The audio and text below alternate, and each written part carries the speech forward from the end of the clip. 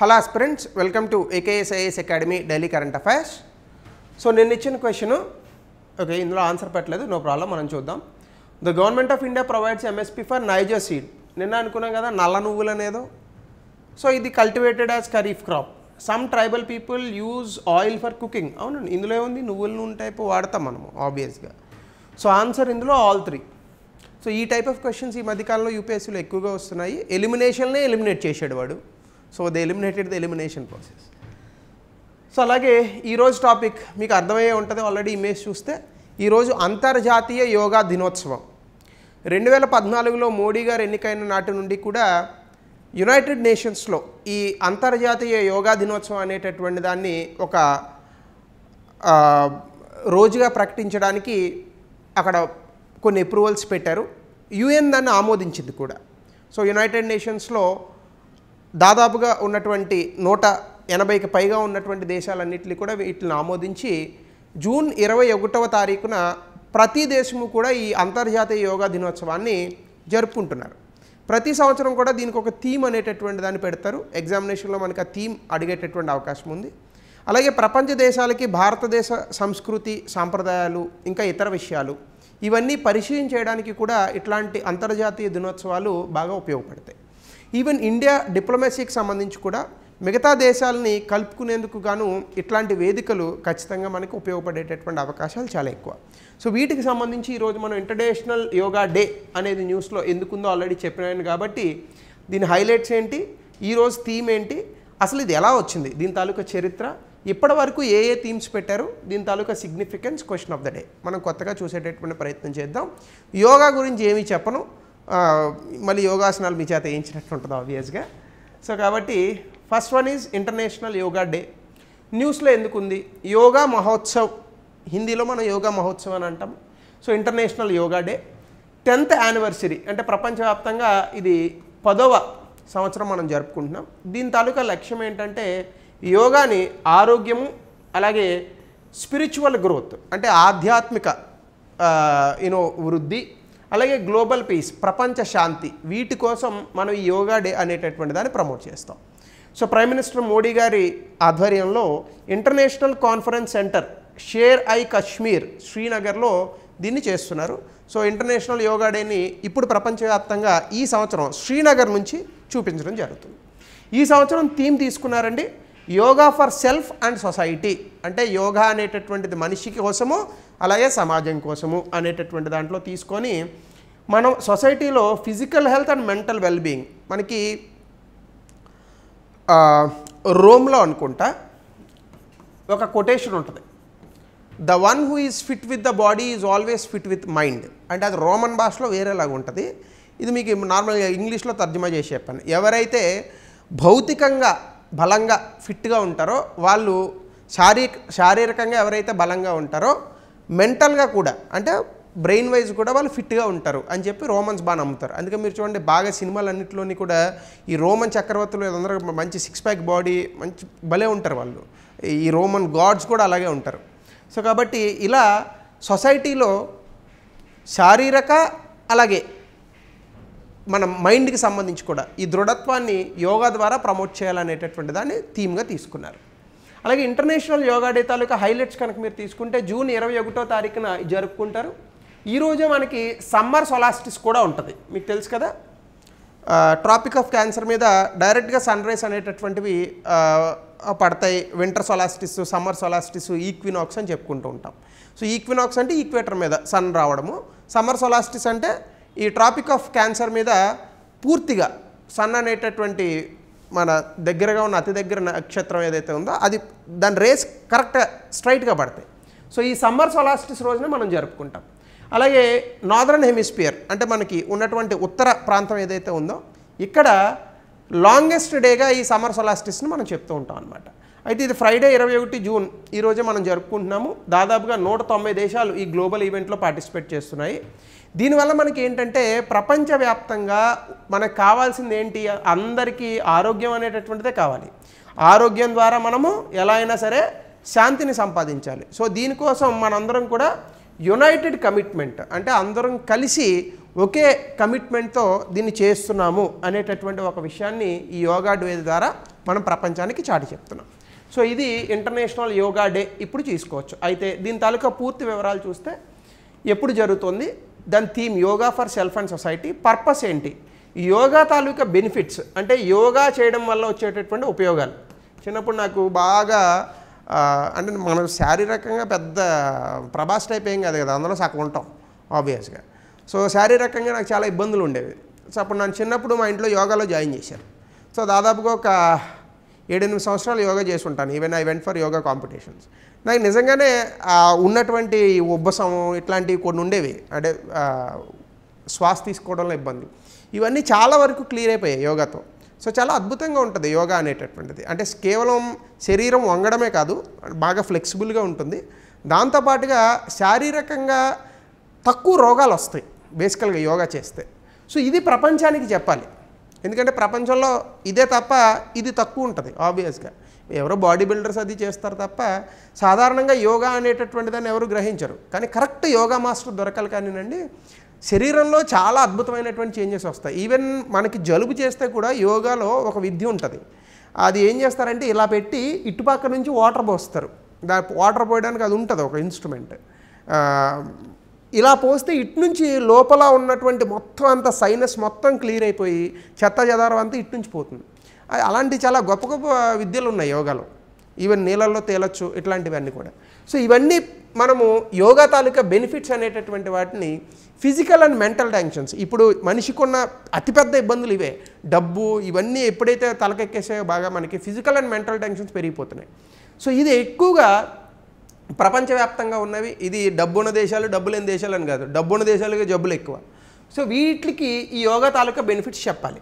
So ప్రధానమంత్రి గారి నేతృత్వంలో యునైటెడ్ నేషన్స్ అసెంబ్లీలో ఒక రెజల్యూషన్ తీసుకున్నారు అప్పట్లో. అంటే అక్కడ ఒక తీర్మానాన్ని ప్రవేశపెట్టారు. దాని పేరు 69/131 దాని నెంబరు. సో దీని తర్వాత ప్రపంచవ్యాప్తంగా అన్ని దేశాలు దీనికి ఆమోదించాయి. 2024లో 100 days count down to international yoga day 2024 grand ఈవెంట్ని కూడా చేశారు. దీంతోపాటు డిజిటల్ ఇనిషియేటివ్స్ కొన్ని, ఆయుష్ యోగా పోర్టల్, అలాగే మరొక వెబ్సైటు నమస్తే యోగా బ్రేక్ యాప్, నమస్తే యోగా ఇయర్ బ్రేక్ యాప్ అని ఒకటి వచ్చింది. ఇలాంటి డిజిటల్ ఇనిషియేటివ్ని తీసుకున్నారు. ఇక్కడ మనకి ఎగ్జామినేషన్లో అడుగుతాడు, యోగా డే 2024లో ఏ డిజిటల్ ఇనిషియేటివ్స్ని భారతదేశం ప్రవేశపెట్టింది. దీనికి సంబంధించి యాక్టివిటీస్ కూడా మాస్ యోగా సెషన్స్ ప్రధానమంత్రి గారితో పాటు ఇంకా మిగతా వాళ్ళు కూడా కూర్చొని యోగా సెషన్స్ జరుపుతారు. సెమినార్స్, కల్చరల్ పర్ఫార్మెన్సెస్ చేస్తారు.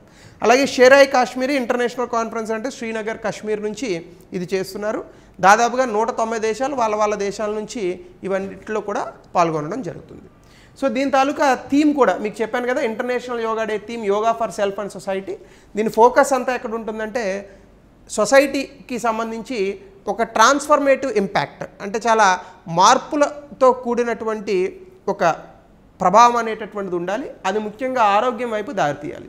అలాగే ఎంపవర్మెంట్ గురించి, అంటే సాధికారత, దేని గురించి, శారీరకంగా, అలాగే ఎమోషనల్గా, సోషల్గా, సామాజికంగా, వీటన్నిటిలోని కూడా సాధికారత సాధించాలి. ఎందుకంటే ఫిజికల్ వెల్బీయింగ్ ఏమో సాధ్యమేమో కానీ మెంటల్ వెల్బీయింగ్ సాధ్యం కాదండి. మనిషి పైకి ప్రశాంతంగానే ఉంటాడు, లోపల ఫ్రస్ట్రేషన్స్ విపరీతంగా ఉంటాయి. సో వీటి నుంచి బయటపడాలి అంటే mind also need some exercise. ఇప్పుడు బాడీ ఉంది, బాడీ పర్ఫెక్ట్గా ఉండాలంటే ఎక్సర్సైజ్ చేస్తాం కదా మనం. మరి మైండ్ పర్ఫెక్ట్గా ఉండాలంటే దానికి ఎక్సర్సైజ్ ఉండాలి. అదే ధ్యానం. శ్వాస మీద ధ్యాస ధ్యానం. తపస్సు వేరు, తపస్సు ఇంకా హై లెవెల్. సో కాబట్టి ఇవన్నీ మనకి యోగా నుంచే లభిస్తాయి. సో ఇవి ప్రపంచవ్యాప్తంగా సాధికారతకు దారితీయాలి అనేటటువంటి అంశంతో కూడా దీన్ని తీసుకొచ్చారు. అలాగే యోగా కాంట్రిబ్యూషన్ అనేది ఇద్దరికి ఇవ్వాలి. అంటే యోగా ద్వారా కేవలం వైయక్తికమైనటువంటి ఉపయోగాలే కాదు, సామాజికంగా అంటే సొసైటీ కూడా దీనివల్ల లాభపడాలి అనేటటువంటి అంశాన్ని ఇక్కడ తీసుకున్నారు. సో దీంతో పాటుగా దీని హిస్టరీని చూస్తే మీకు ఆల్రెడీ చెప్పినట్టు 2014లో మోడీ గారు దీన్ని యునైటెడ్ నేషన్స్లో ప్రమోట్ చేయడం జరిగింది. ఆ రోజున యునైటెడ్ నేషన్స్ జనరల్ అసెంబ్లీలో 69/131 తీర్మానం ద్వారా దాదాపుగా 177 దేశాలు దీన్ని బలపరిచాయి. సో ఆబ్వియస్గా ఇన్ని దేశాలు బలపరిచాయి కాబట్టి మిగతా దేశాలు కూడా ఒప్పుకుంటాయి. మహా అయితే పాకిస్తాన్ వద్దని అంటుంది. పాకిస్తాన్ వాడికి కూడా మెంటల్ హెల్త్ వాడికి ఎక్కువ కావాలి పాపం మనకన్నా. సో కాబట్టి ఏదేమైనప్పటికీ ప్రపంచవ్యాప్తంగా ఈ యునైటెడ్ నేషన్స్ ఇచ్చినటువంటి రెజల్యూషన్ ద్వారా అన్ని దేశాలు వాలంటరీగానే ఈ యొక్క యోగా అనేటటువంటి దాన్ని ఒక రోజుగా, ఒక దినోత్సవంగా జూన్ 21వ తారీఖున జరుపుకుంటున్నారు.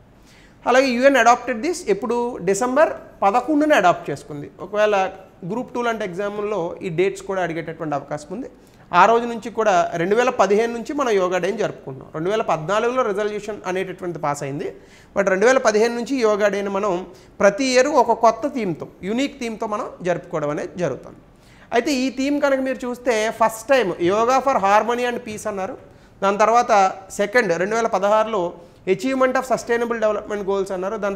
దాని తర్వాత yoga for health, peace, yoga for heart, home and yoga with family, yoga for wellness, for humanity, last time yoga for Vasudhaiva Kutumbam అని అన్నాము. ఇప్పుడు yoga for self and society.